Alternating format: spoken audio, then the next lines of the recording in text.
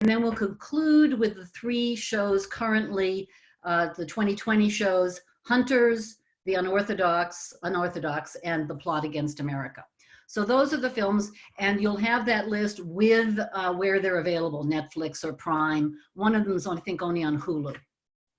Okay, so we're going to start with Fauda. And I'm very excited because last night we watched a documentary called The Real Fauda. And it's a BBC documentary from 2018. It's on Amazon.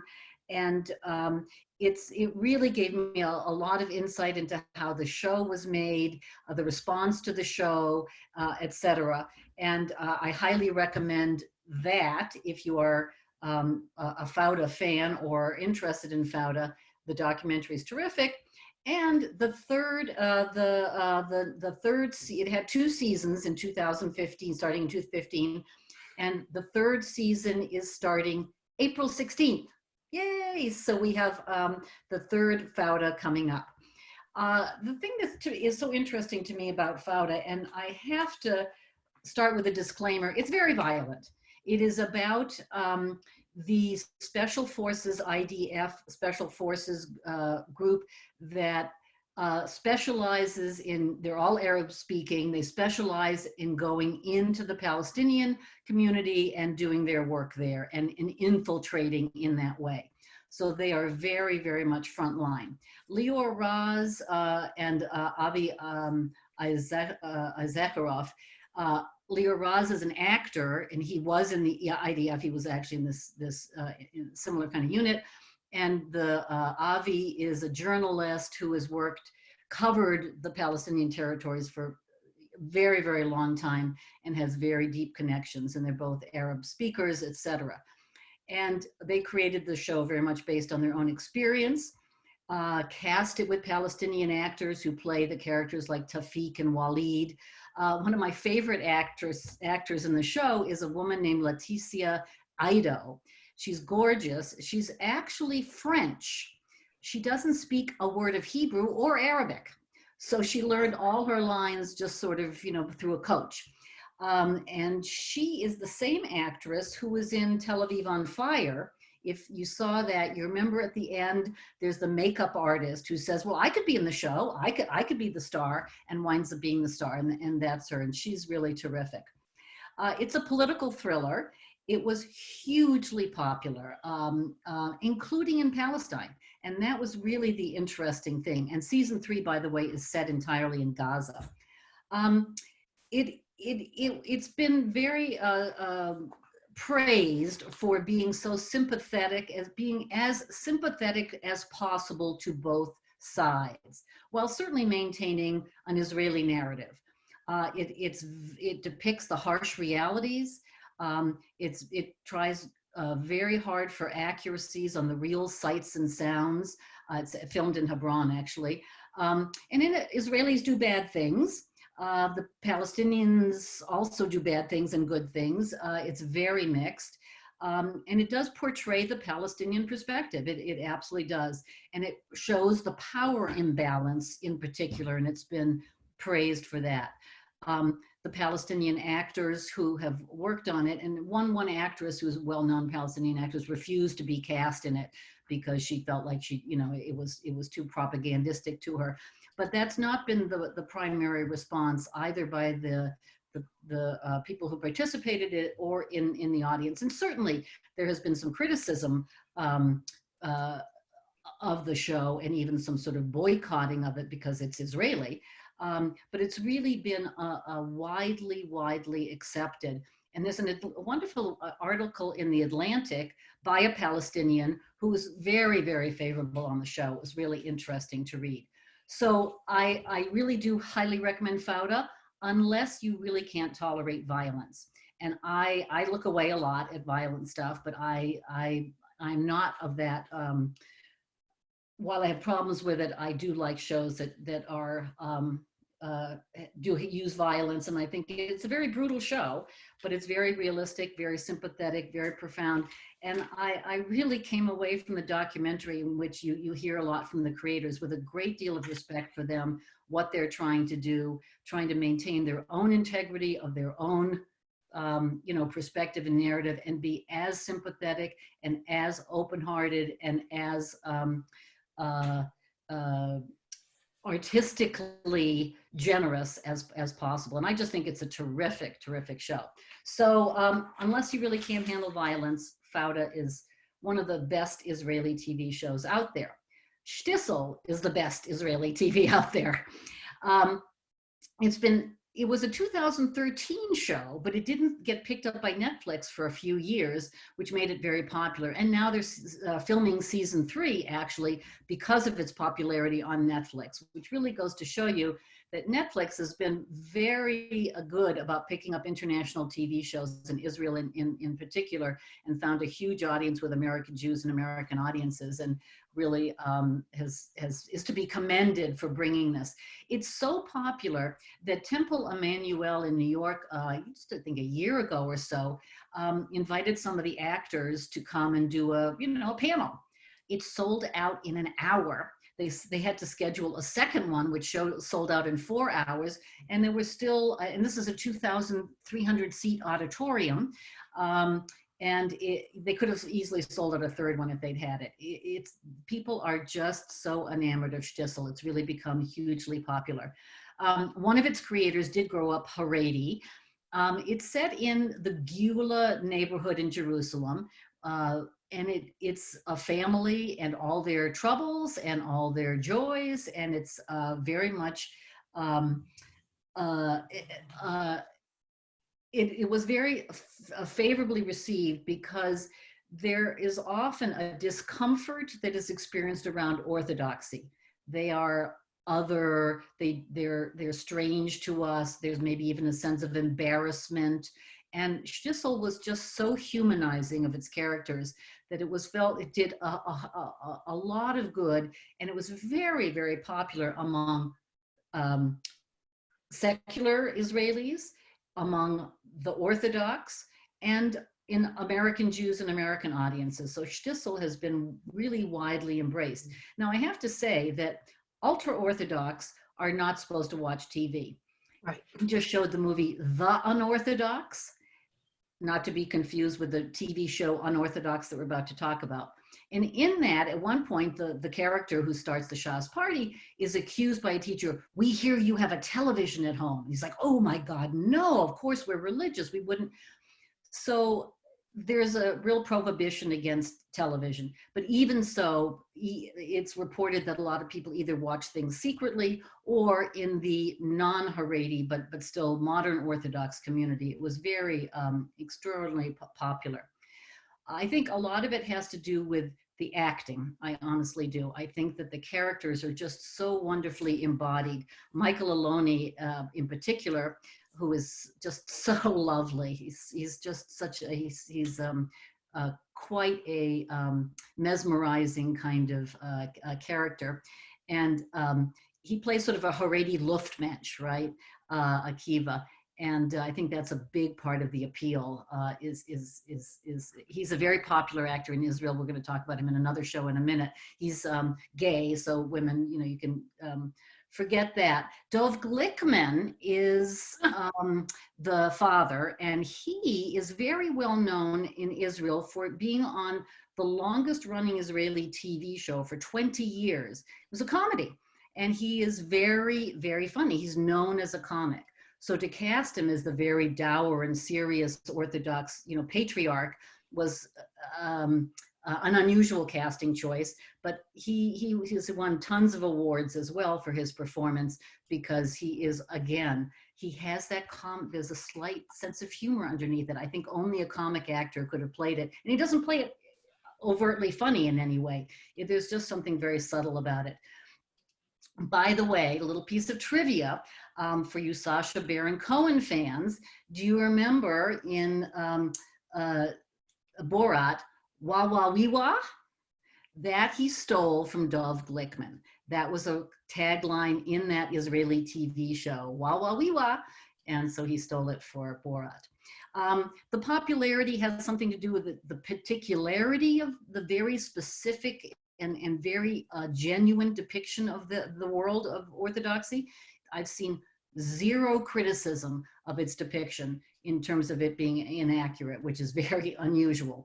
It was considered groundbreaking and obviously very universal in its themes and the way it treats its characters and stories. So I think it's really a lovely show that people, if you haven't seen it, should watch. And I think that I'm really looking forward to when they finally get around to the next season, because it's almost like a phenomenon how popular the show has been, and I really understand why it's really delightful and engaging.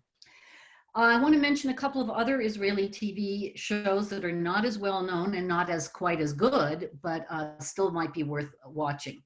There's a 2013 series, it's one season, called Hostages. A family is taken hostage by some people who want the woman who is a doctor to kill the prime minister medically, and so it's a very far-fetched kind of thriller, but it stars Ayelet Zaror, and she is one of my favorite Israeli actresses, very award-winning. She was in Nina's Tragedies. She was also in Beitupul, which is the TV show that became In Treatment. I haven't seen either Beitupul or In Treatment. And then she was cast in Munich by Spielberg. That's when she moved to LA, and she's been in quite a few other things in the United States, like Angels and Demons. She played Superman's mom in Man of Steel, and she's in the first season of Shtisel. She plays the romantic interest of Akiva in the first season. So Ayelet Zaror from Shtisel is also in Hostages, and it's a thriller. There's some other wonderful actors in it as well that pop up in other places and other movies and things. So it's definitely worth seeing. Better than Hostages is the 2018 TV show When Heroes Fly. It's also a thriller, and it's also only one season. And it stars Michael Aloni of Shtisel fame. So it is he plays, there's a group of former IDF friends who now have to go to Colombia to rescue one of their compatriots. So it's one of those long stories. So they go on a rescue mission to Colombia. It's drug deals. It's a guru guy there. But it's very much about a group of guys who went through the Israeli military together and now are a band of brothers. And a lot of the people who commented on the shows, especially from the Israeli press, noted that that's exactly what happens, that when everyone's in the service, especially in some of the elite units, there's such a core of a group of people who have to work together so tightly.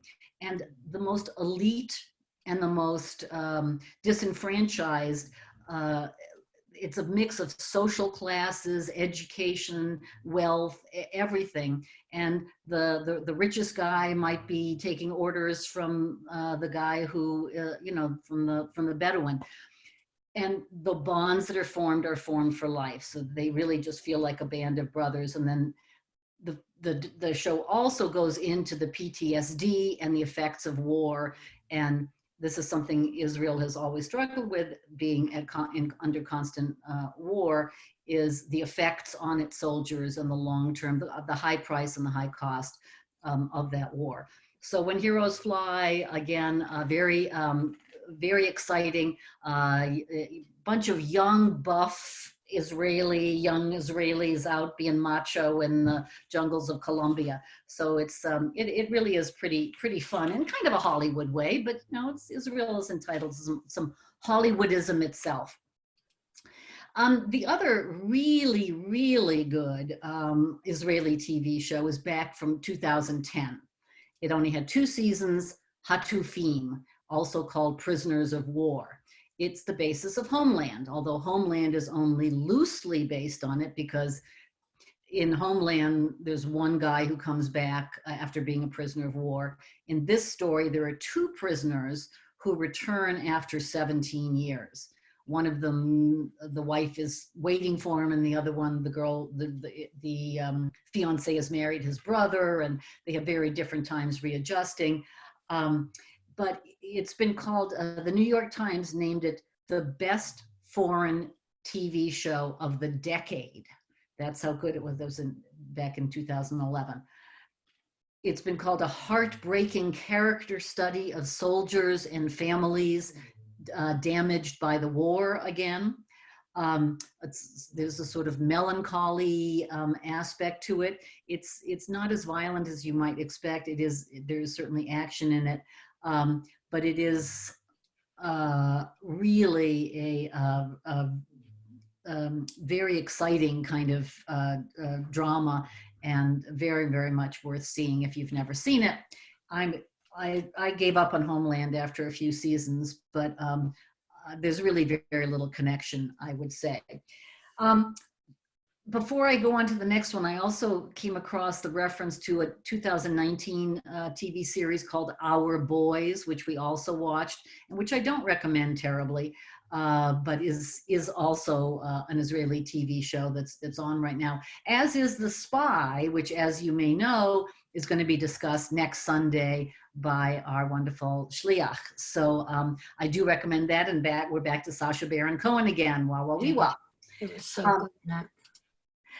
Okay, final Israeli TV show, and this is a very enjoyable show that if you haven't watched and you liked Shtisel, you might really want to check out. It's also the oldest one. It was my first Israeli TV show. Back, I had to get DVDs like from Israel. It was from 2008 to 2012. There were only 3 seasons in those 4 years, and the title Srugim is it's a reference to the kippah that are knitted, the kind of knitted kippahs that are worn by a particular kind of modern Orthodox Israelis. And this is 5 religious, 30-ish friends in Jerusalem. They're Orthodox, but they're certainly not Haredi. They're not black hat in any way. They've been compared to sort of Upper West Side, Orthodox Jews. And it's about their love lives and social lives. And it's about, the religious single life and dating. These are young people who are not having arranged marriages anymore. This is not that world, but they're also not going to bars and picking up guys, so how are they dating? How are they managing their relationships? And it's beautifully, beautifully acted. It was very popular both with the religious, the non-religious, and certainly American Jews. One of the actors you'll certainly recognize in it is Ohad Knoller, who went on to do Yossi and Jagger, which is a terrific film. He's been in Operation Finale that we showed at the festival 3 years ago, and Tale of Love and Darkness, the Amos Oz story with Natalie Portman. So he's become a really, really big star. And all of the actors are very engaging and very sympathetic. And it was really the beginning of the Orthodox community being depicted on screen in Israel. And it was really that first sort of warming up, like, these are people who are not part of the filmmaking establishment so much, but they are part of our society. And there was a way of looking at them that was sympathetic and warm and affectionate and really, really caught on. So I think if Srugim hadn't been so popular, you probably wouldn't be getting Shtisel and then maybe it's just how things have gone in Israeli TV. And Israeli TV, as well as Israeli film, has been such an improvement in quality in the last 10, 15 years. It's really gratifying. And all of these shows really offer an opportunity to learn a little bit about life in Israel, learn a little bit about the history and society and Judaism as it's exists elsewhere, Jewish life in Israel. So all of them carry for me a lot of value, just because it's a way for me to spend some time in Israel, and I always enjoy that. Okay, we are going to have some time. I'm going to try to make sure we have time for questions and comments, but I want to move on to our American comedies. And I have to start, of course, with The Marvelous Mrs. Maisel. And I'm not going to spend a lot of time on it because I think every Jew in America has already seen Marvelous Mrs. Maisel, and it is obviously a hugely popular show. It started in 2017 and has had 3 seasons so far. The 4th season has not been announced.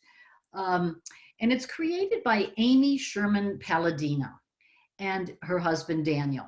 And they're most well known for The Gilmore Girls, which I happen to have watched a lot of when my girls were younger because it was a show they liked. And I was always struck, it was sort of a silly show, but the writing was terrific. The dialogue, the repartee, the fast-paced, clever dialogue was wonderful. It was very much of a screwball comedy kind of writing. Very, very fast and furious and funny. And they're hugely talented. Well, as it so happens, Amy Sherman-Palladino, her father was a Borscht Belt comic. In fact, Lenny Bruce used to visit them at their home. So she remembers as a child meeting Lenny Bruce. So she very much had her father in mind when she created The Marvelous Mrs. Maisel. And instead of creating a character like her father, she was thinking more like Joan Rivers. This is not based on Joan Rivers, but the comedian that is most like her would have to be Joan Rivers. But I always think of her as a little bit of a Dorothy Parker at the same time. Very sort of scintillating wit. I was very surprised when I started doing some research that there's been some negative reviews of the show. I was like, really? People have found it, or critics have found it, charming but annoying. And there was one article in Vulture that really took the show to task for showing, because Midge Maisel is such a product of privilege, and she lives such a privileged white girl life, and how she's just the clueless white chick who we're supposed to think is so wonderful when she's really just such a pampered puppy. And a princess, a Jewish American princess kind of. And I don't buy that at all, although I understand that she is she is certainly a product of privilege. But I agree much more with what Rachel Brosnan said when she was interviewed. She said she was a creature of her time. She was certainly not a feminist. And I agree with that. I think this show is very accurate in depicting 1958, which is, when it's set. The parents, certainly Tony Shalhoub and Maren Hinkle, who are terrific in this, convey that sense of the Upper West Side in 1958. But they are played with such elan and grace and style that I think they are not annoying at all. I think they're hugely amusing. And I think that the character of Midge was called by one critic a radical character. And I sort of understand what that means, even though she still is this creature of her time. She was radical for her time as well. But we can't lay 2020 values and attitudes on characters that existed in a totally different time. The production design is really extraordinary. And Rachel also calls the show a blend of fantasy and reality. And I totally agree with that as well. There is a level of fantasy, the costumes, the setting, when they go to the Catskills, the clothes, the cars, everything is, it is almost to the level of fantasy. And I think that's fine because it's a comedy. And I think it maintains an excellent tone. And it's mostly because of her performance. I am a big fan. She's a niece of Kate Spade, the late fashion designer Kate Spade. I didn't know that she's a niece. And even though she's not Jewish, she was raised in Highland Park, Illinois, which is a very heavily Jewish area. She says she went to 150 bar and bat mitzvahs during middle school and still has all the sweatpants with people's names on the tush. She's very comfortable and with the Jewishness of the show and the character. And I think if you didn't have the right actress in this role, it really could be a disastrous show. But I think she really does an amazing job, and I'm a huge fan of The Marvelous Mrs. Maisel, and I'm looking forward to the next season. The actress actually was also in House of Cards and made a big impression there. She graduated from Tisch NYU in 2012. So she's, but she was working all through college and actually even in high school. So I'm really happy to see her. Some of you may have watched last night, Saturday Night Seder, and that was put together by Jason Alexander, and he had a bunch of other Hollywood, or Broadway, Jewish celebrities got together to kind of celebrate Passover together. And of course she was part of it, and she was, absolutely delightful, as were some other people that we'll probably mention later. So the show you may not have seen, as opposed to Mrs. Maisel, is the Kaminski Method. And the Kaminski Method, I personally liked a lot. Maybe it has something to do with my age, or simply the fact, which is also related to my age, that I love Michael Douglas and Alan Arkin. And this is just a two-person basic drama. There's been 2 seasons, and the 3rd season is supposed to happen in the fall. It's really grumpy old Jews. That's what the story is. There's an aging acting coach and his wealthy manager, agent, really. It's kind of a bleaker look at aging. There's a lot of, prostate jokes and things like that.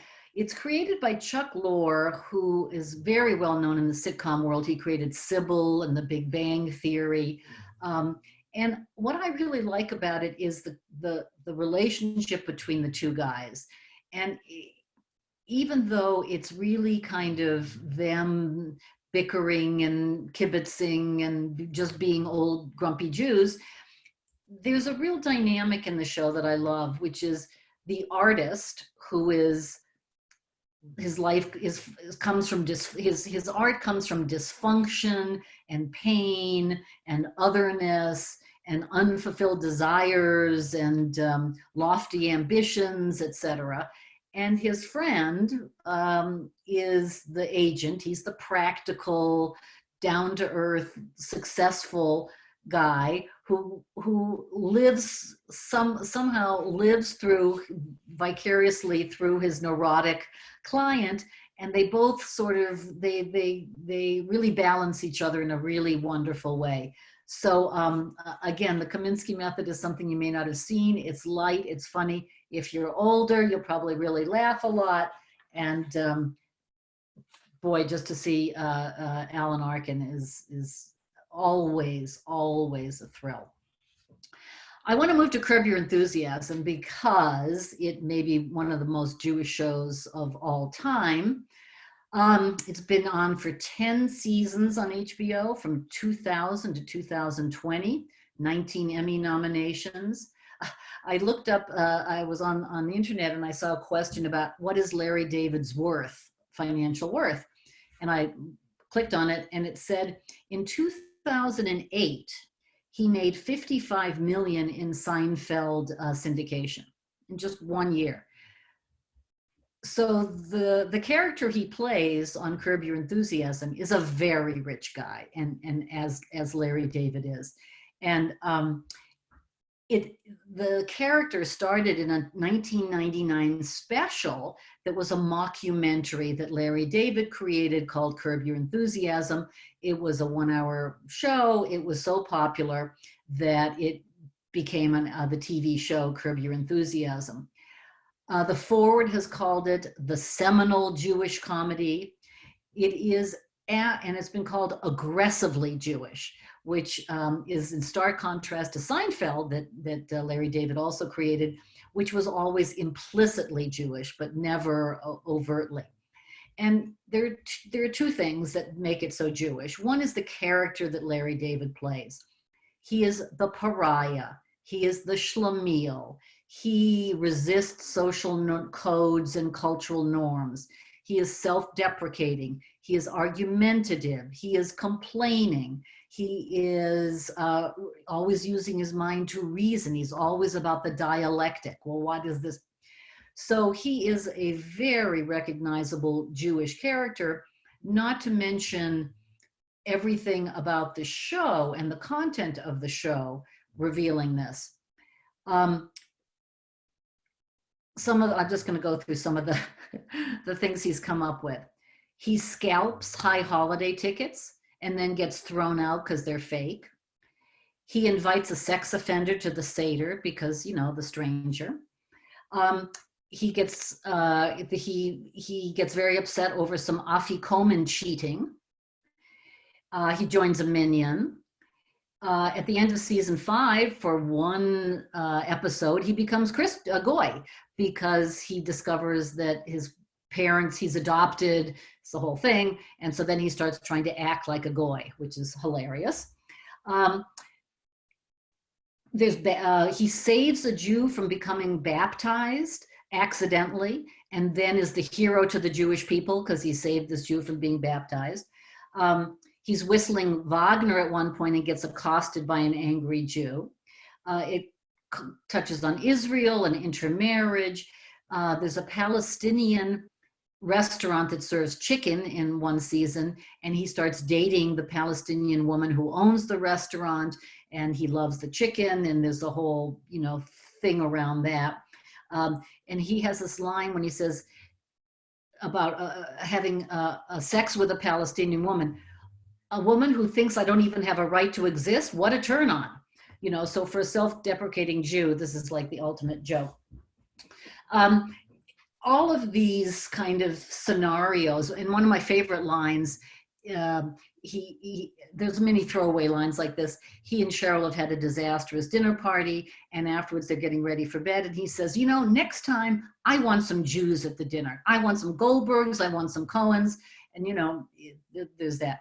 The most famous Jewish episode, though, is the Survivor episode, in which he invites a friend of his father's who is a Holocaust survivor, and his rabbi brings a survivor as well, but it turns out that survivor has been on the TV show Survivor, and actually is a winner on the Survivor. And the guys get into an argument about who's the real survivor.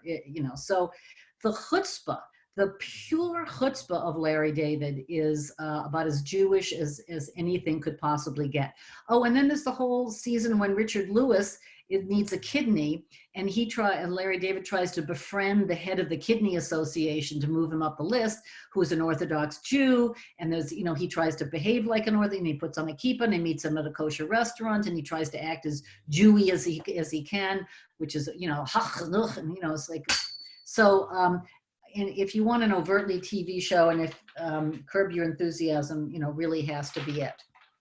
I want to move on. Let me see what we're doing on time. Oh, good. Transparent. I don't have too many hands here. I think we'll see later how many people have seen shows, but Transparent was on from 2014 to 2017. Jill Soloway is the creator of the show, and her own father came out as trans when she was an adult, long after he left the family, and that's what she based this show on. They did have Jewish consult, even though they're just always Jewish, she wanted to make sure the show was authentic, and she had 2 Jewish consultants on the show for spiritual, religious, cultural matters. One was the Wilshire Boulevard rabbi, Susan Goldberg, and the other one is Amichai Lau Levi, who we actually had at the old JCC many years ago, and she calls him a God-optional, patriarch-toppling, modern mind, you know, blah, blah, blah, Jew.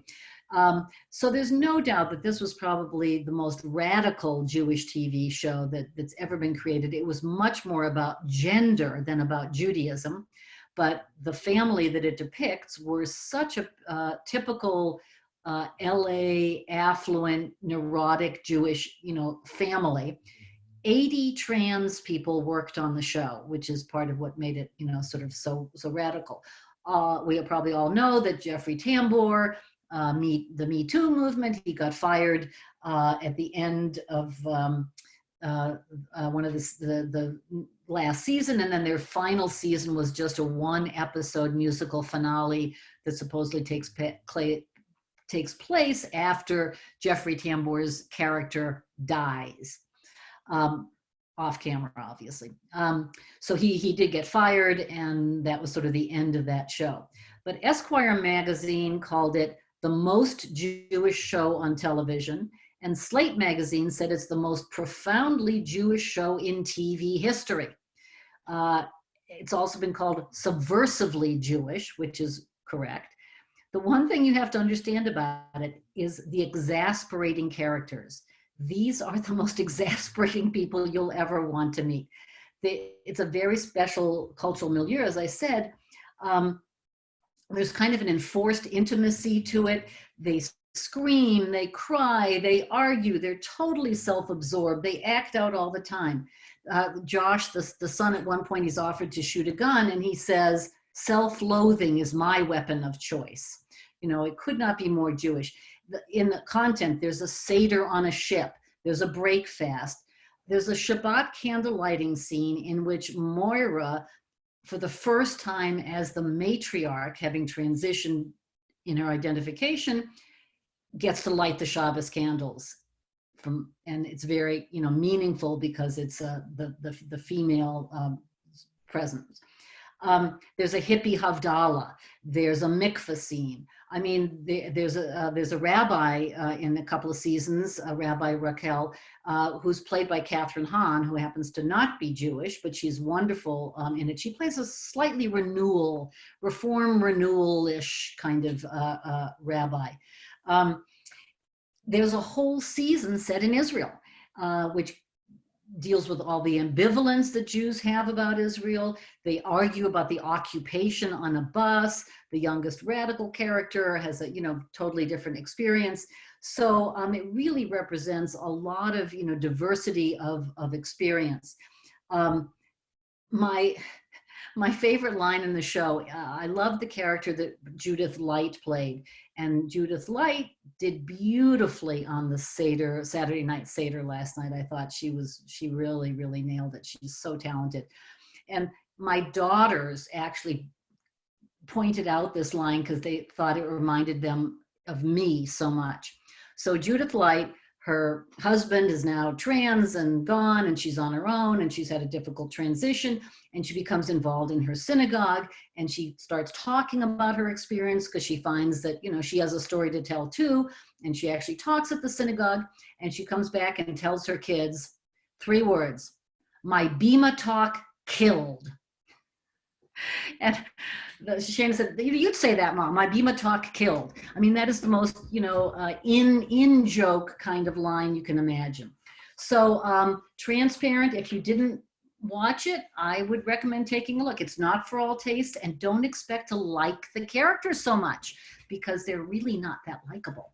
Even Moira, who's supposed to be we're supposed to be sympathetic to. So it's a very ballsy show. It also has a lot of chutzpah and a lot of authenticity. And I think Jill Soloway is a real genuine talent. And I'm really excited that she got her work on screen.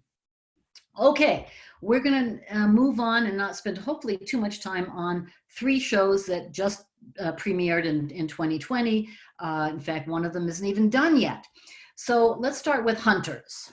It's awful. It's really awful.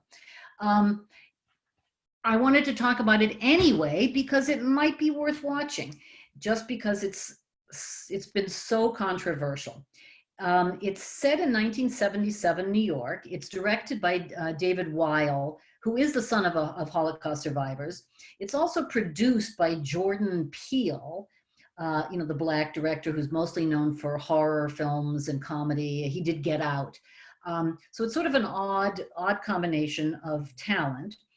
It says it's inspired by true events. Well, there's a lot of problems with the show. First of all, what is true about the show is that there were Nazi hunters in New York in 1977 when this show is based.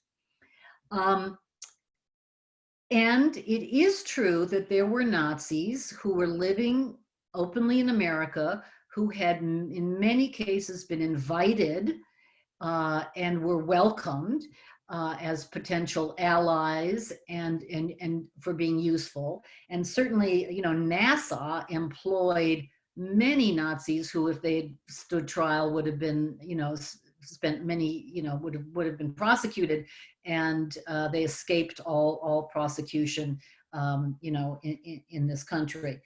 But in the TV show, one of these Nazis becomes US Secretary of State, and these Nazis want to have the Third Reich rise up again and take over the world. So they're still bent on world domination, which, isn't the truth scary enough?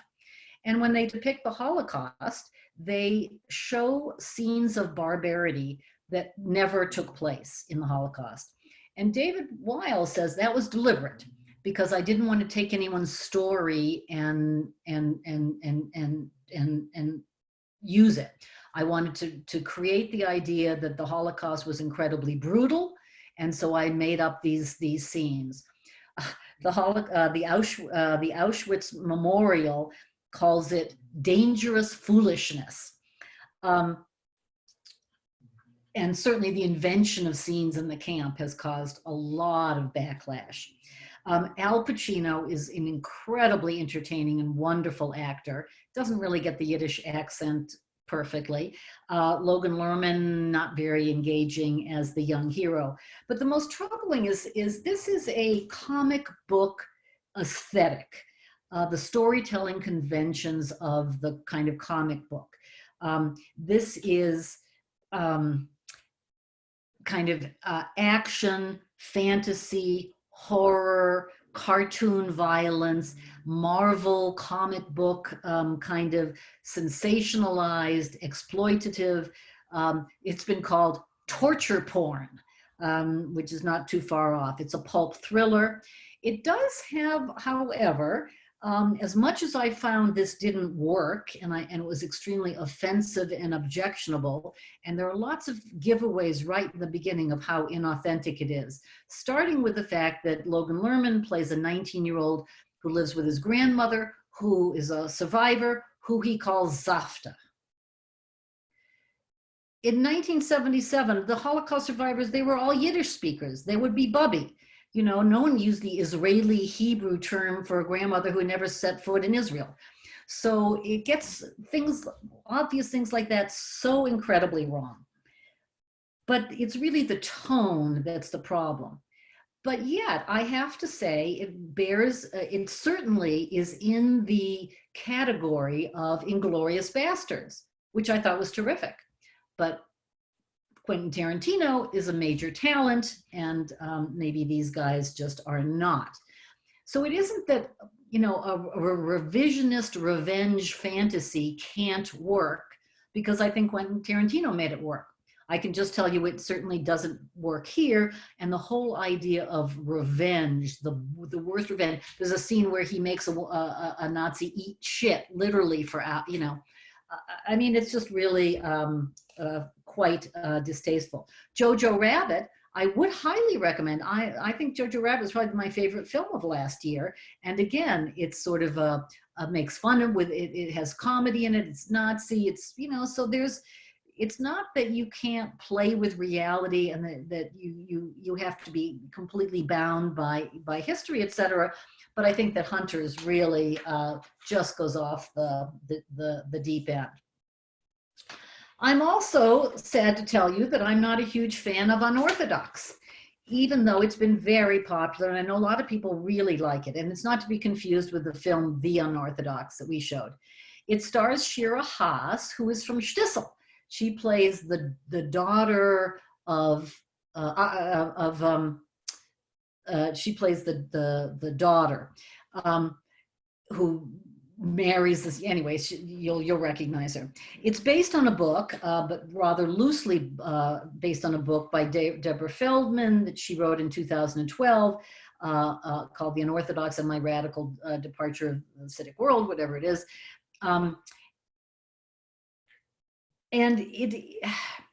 my concern about the show is that, unlike Shtisel and Srugim, I find it a very, very unsympathetic portrait of Orthodox life and unnecessarily harsh in that way. Now, Deborah Feldman herself was a sort of a consultant on the film. And by the way, I haven't watched it yet, but I just saw there's a documentary on the making of the Unorthodox, that I'm planning to see. And so I'll learn more. But was a consultant, and yet she freely admits that this is not her story. In other words, the details of her story are very different. In fact, when they get to Berlin, it's not her story at all. So what her story is that she indeed had a father with mental illness. In the movie, he's a drunk. She did have a mother who abandoned her and fled Orthodoxy when she was young and later came out as a lesbian. And she did have an arranged marriage at 17. And she did have vaginitis, which made sex very, very painful and difficult and made it hard for her to get pregnant. So all of that is true. After that, nothing is true. In real life, she had a son. She gets pregnant, has a son. She convinces her husband to move to Manhattan with her. They move to Manhattan. She starts going to college. And it's only when her son is 3 years old that she actually leaves. And she stays in Manhattan for 6 or 7 years and then goes to Berlin, at which point, very different things kind of with her 3-year-old son. And that's where she's still living. So it's a very different story. There was one of the articles I read, and there have been many favorable stories. Oh, this is so wonderful, because I think the people identify so much with the journey of the Shira Haas character. But the depiction of the Satmar community in Williamsburg is quite inauthentic, and I know Yehudis is not keen on this either.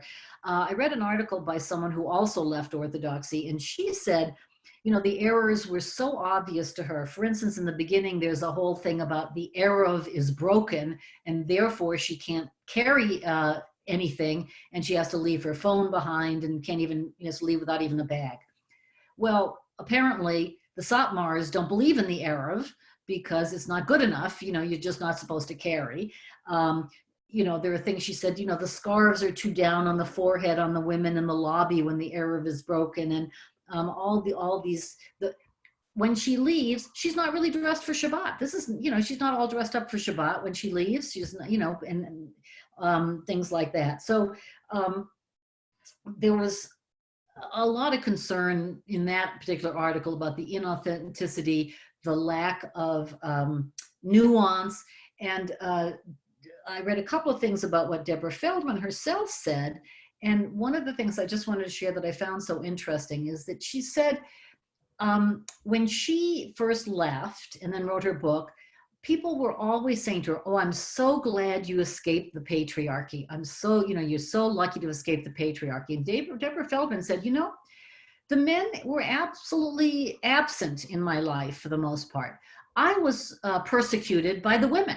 It was my mother-in-law. It was my grandmother and aunt. It was the mikveh lady. It was the sex counselor that I had to go to. Those were the people who persecuted me. I lived in a female world that was, the patriarchy wasn't even on my mind.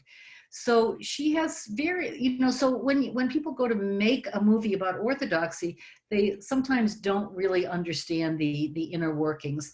And I think that that's part of the problem. I think it's definitely worth seeing. I enjoyed watching it. I'm not sorry I watched it in any way, but ultimately I have to say, not the very best. And I feel the same way about Plot Against America. Plot Against America is 6 episodes. There's 1 left. It's based on Philip Roth of blessed memory, his 2004 novel. And it's created by David Simon, who is the creator of The Wire, which I think is one of the best TV shows to ever be on. He's terrific. And his writer, Ed Burns. And after every show, there's a podcast with David Simon. I think they're really, really worthwhile. I think he's very articulate and a very smart guy. And this is also an alternate history, just like, Hunters and some of the other things that we've been talking about with Jojo Rabbit or Inglourious Bastards. And in this alternate history, he imagines that in 1940, the openly anti-Semitic Charles Lindbergh is elected president on an isolationist theme, on an isolationist platform, that he won't get us into this war that has nothing to do with us. And it's actually called America First, which is what it was called back then, actually. And the story is based on his own family. Roth, the young boy in the family is named Philip. His older brother's Sandy. He had an older brother, Sandy. His mother was Bess. His father was Herman. This is his family. It's just reimagined in a different context. It's a little ponderous and propagandistic for me, but I think the acting is terrific. Zoe Kazan is wonderful as the mother. Winona Ryder is great as the aunt. And it does hit close to home. It does. It is very, very much about anti-Semitism in this country. It's very interesting because it was created during 2004, and Roth was asked, "Is this really about Bush, etc.?" And he said, "No. This is not about a neoconservative. This is about isolationist. Lindbergh was an isolationist, and that was really what he was trying to deal with was the issue of anti-Semitism more than anything else. But clearly the story is very much useful as a fable for our times. We can, it's very prescient. It's very,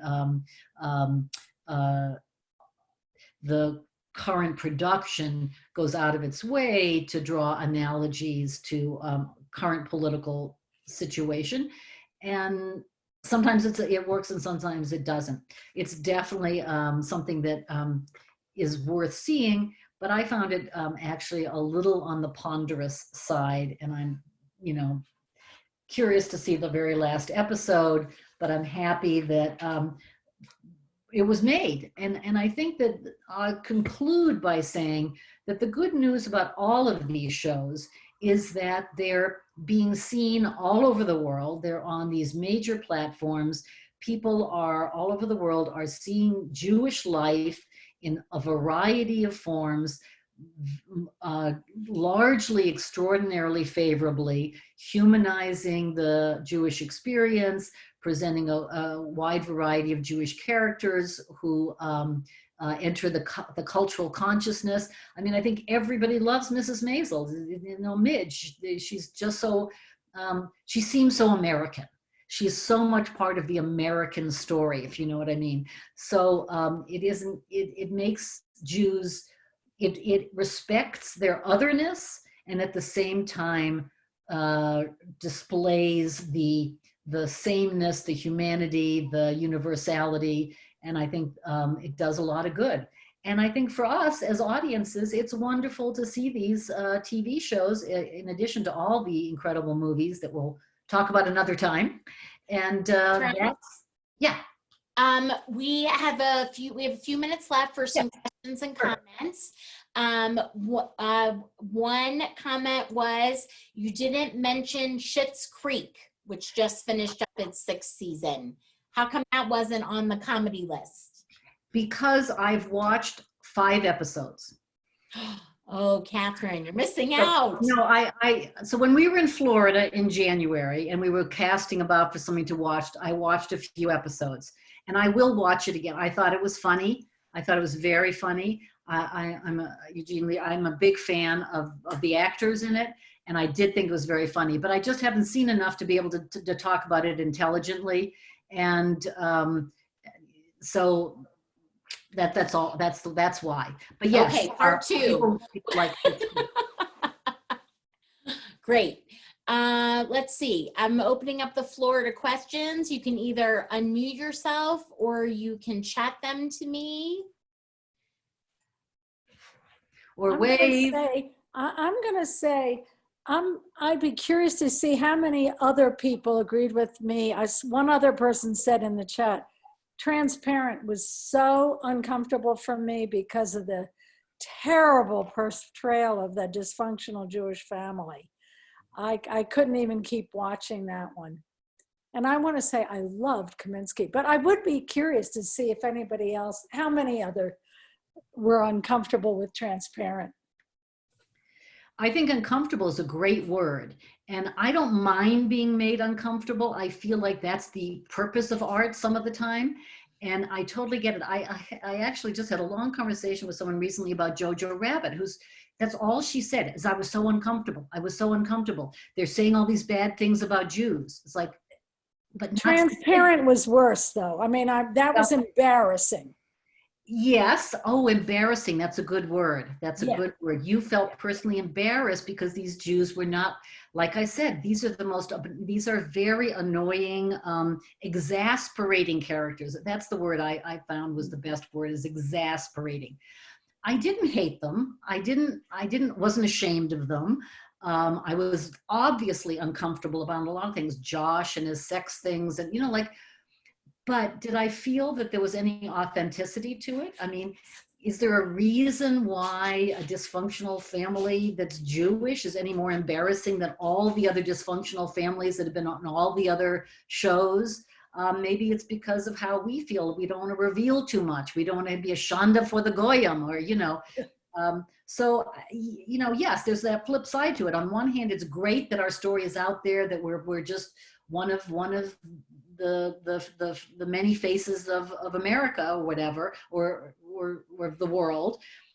And on the other hand, it's not all just Pollyanna. Yay, go Jews, we're great.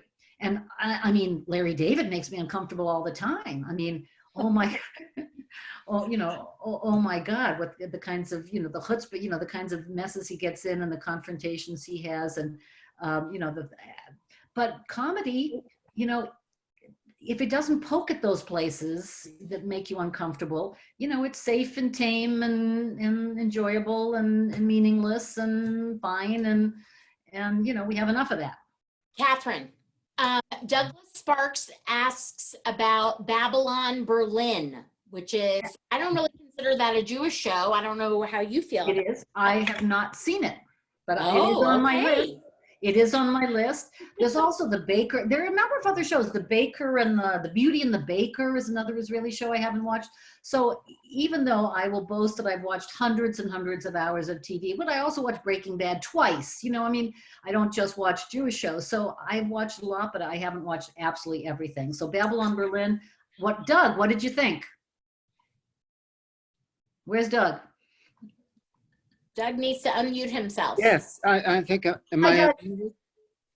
Oh, I love it. It seems to be, it's made in Germany. It's between the wars, and really about the conflict between the different political forces and the fascists and people behind the scenes building up the German army illegally, and the anti-communism of the police and so forth, and the poverty within the country. And so, but it's to me, it's very intriguing. It's pretty raw at times, but it's really European versus an American. I mean, you can really feel the difference between as a German series as opposed to an American series. So it's really interesting.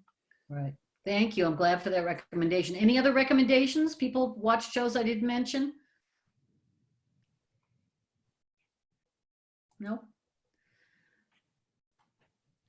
Anyone want to comment on any of the other shows? Have people been watching Plot Against America? Yeah, yeah, no. We stumbled on a documentary last night after watching Unorthodox called One of Us. And it depicted, I think it was 4 characters who left the Left Orthodox, Orthodoxy. Mhm. and I mean it was not a very pleasant documentary, but it brought up a lot of the abuse that goes on in the community, both on the male and the female side. It was a tough one to watch, though. Very tough. It came on Netflix about 2 years ago. It's it's a very tough watch, and it is a documentary. But yes, it is more about that, the leaving of Orthodoxy. It's tough because these are true stories, and people who left have grievances and stories to tell that we have to respect. On the other hand, we have to be careful about trashing, a community and making sweeping generalizations that Right. might not be accurate either. So you know what I mean. I think that's a tough one. I didn't like One of Us very much, but I think that the filmmaker had sort of a bias. But again, these are stories. They're good to hear. It's good to take in information every way. I think. Oh, he's definitely biased. Yes. Other shows or comments, or did I cover some shows you might watch now? Was it helpful at all? Yeah, I got a long list, but for those who have not watched The Kaminski Effect, especially those in my age group, oh my God, it's hysterical. It is hysterical. It is hysterical. Because there's so many things you can relate to if you're in that age category. It's a show about nothing. There's really no plot. It's their life, but they are so good together. And yeah, the lines and all of it is really just Very entertaining, captivating. very, very entertaining show, especially for our generation, Jerry. Graphic. I turned 69 this month, so the Alta Caca humor is very much appreciated. February. Say that again. I said I hit it in February, Kathryn. Before the lockdown. Yeah, Carol has something. I just wanted to say I love Larry David. I love Seinfeld. We were perusing through different seasons, and I think it was the end of season 7, beginning of season 8, or the end of season 8, where Larry David is in the Seinfeld skits, and it is just hysterical that late in the game to watch them all come together again with Jason Alexander and Julia and everybody, and it's just so funny. Cheryl she has a bit part in a Seinfeld scene, and that's how they tied the two together. Right. Oh, that was a wonderful season. Yeah, the Seinfeld reunion thing. I'm glad you mentioned it because I forgot to mention, you get a bonus. There's one more bonus show that I didn't mention. Comedians in Cars Getting Coffee. Love it. I watched several of those episodes 2 or 3 times because Seinfeld himself is so implicitly and thoroughly Jewish, and at least half the comics he has on the show are Jewish. And even though that's really not the subject, it's so much the underlying sense. And they're all 18 minutes, 25 minutes. They're all short. You can scroll through and find some of just your favorite comics. But some of them, like Louis Black, was hilarious. And he's a very minor comic. You never know in person how great some of these comics are going to be. So Comedians in Cars Getting Coffee. It's just right now, if you need a laugh, there are a lot of episodes, and I think it's actually a brilliant show. And if you want a definition of Jewish comedy, it's to be found on Comedians. And there's nothing political, there is nothing sexual. It's just wonderful. It's just wonderful. And the observational humor of Jerry Seinfeld, I think, is. He deserves his many, many millions. All right. Thank you, Kathryn. Thank you, Nancy. You're going to do a movie. We're going to do one about movies in a couple of weeks. We're trying to schedule that out, so everybody stay tuned. But next week, Eli Davinsky. Hold on. I forgot one thing. Okay, hold on. I just watched Resistance. Okay. Hold on. Go ahead. Next week, Itai Davinsky, who is the Shaliach Our emissary from Israel is going to do a talk back about the Netflix show The Spy. He would like everyone to watch the first 3 episodes before you come to the Zoom talk back next Sunday at 7:30. And then the following week, he'll do episodes 4 through 6. So he's going to split it up and talk a little bit about not just about the show and some of the great things that, Kathryn brings about the actors and that kind of stuff. But Itai's going to talk really about the history and what was going on in Israel and what maybe is fiction and what is real true to the story. So I think that those of you who have been enjoying Itai's Monday morning Israel update know that he's a great educator and a great speaker. So I think you'll really enjoy that opportunity to hear from him about this Netflix show. And I think Kathryn will tell you also it's a great show. It was Sacha. Oh, I love The Spy. I love Sacha Baron Cohen. It's a true story, the Ellie Cohen story. So you know how it ends, but it is fabulous. And he's a serious actor, and this is terrific. Yes. During my film festival, Biff on the Saturday night showed Resistance with Jesse Eisenberg on stage. It's on now. So we just watched it 2 nights ago. It's not very good. It's not well written. He's not good as a mime. I'm sorry, but it's now available. Resistance. And what's interesting is at the end of Resistance, the main Nazi in Resistance. This is the Marcel Marceau story and his work during the Resistance. And the main Nazi that is in opposition with is Klaus Barbie.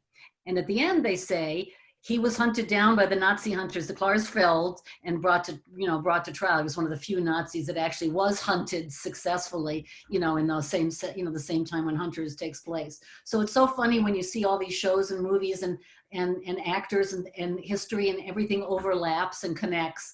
So that was an interesting Hunters connection to Resistance with Jesse Eisenberg, which you can now watch. $5.99. It's $5.99 on Amazon. So Kathryn and I are working to schedule some other talkbacks over the next few weeks, maybe into May. So stay tuned. And if you have suggestions, send me an email, bjff at Boulder JCC, Boulder Jewish Film Festival. Send me an email if you have suggestions or thoughts, or we'll take it from there. There we go. Thank you very much, everybody. Happy Passover. Enjoy the rest of your Passover, and we'll see everybody soon. Take care. Thank you, Kathryn. My pleasure. Thank you for letting me babble about all my TV shows. Thank you. Okay. Thanks a lot. Thanks, Kathryn. Thank you. I made one comment. I said I liked Carol Kane's role in The Hunters. Oh, they're called the bad ass Chabad. No, a couple of bad Chabad asses or something like that. But it's called Saul Rubinek and Carol Kane play the older couple, and they are wonderful in Hunters. And you didn't say anything about Unorthodox. Oh, I was. Mark called me in the middle. Unorthodox. Yeah, I thought she was great. What's her name again? Shira Haas. She was great. The women especially, they were all predictable kind of cardboard characters, and nobody was like original or multifaceted in it. It's like one time I walked into a store in Muncie. I was looking for some clothes, and everything was like black and white where I saw it. I went to the lady and I said, "Do you have anything in color?" She said, "Colors in a Satmar store, colored clothes." So that was my faux pas. But sometimes, I think you could have situations like she was in, but I don't think it's typical, or you can't generalize like that. Right. Good. All right. Well, thanks, Yehudis, and thanks to everybody for being here. All right. See you soon. Bye-bye. Bye-bye.